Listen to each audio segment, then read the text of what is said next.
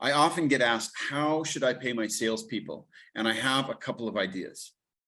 Before we get started, make sure you click on the subscribe button. And if you're on YouTube, click on the alert notification so you can be notified when we post new videos. When you're trying to pay your salespeople, I want you to think about two things, two general things that are going to really help you figure out salesperson compensation. And then I'm going to give you a third bonus one. The first two that are really important is that what control does your salesperson have over the sales process? Do they control price? That's the first question you have to ask, because if they control price, you have to pay them on gross profit margin rather than total revenue.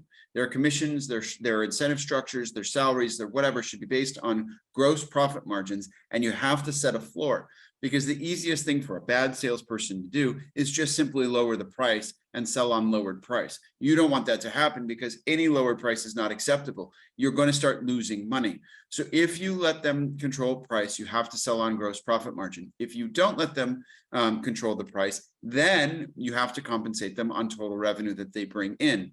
Because if they don't control it, you don't want to compensate them on that. They'll feel like that might be unfair. And ultimately, finding top quality salespeople should be your priority. The second thing that I want you to think about here in this is a cash collections issue. This has been going on now for several years, but companies are starting to pay people slower and slower and slower and push terms out and push terms out. One of the things that can help you collect faster is having your salespeople aid in the collection process. The way to do that is to motivate them by paying them when you're paid.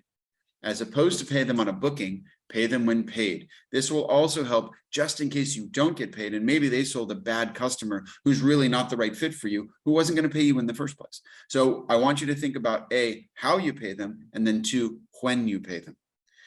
Then the third thing to think about is escalating commissions. This is the bonus round here. If you pay a set commission amount, as they hit higher and higher revenue targets, you can actually pay them more, because the base cost of that one person is still the same.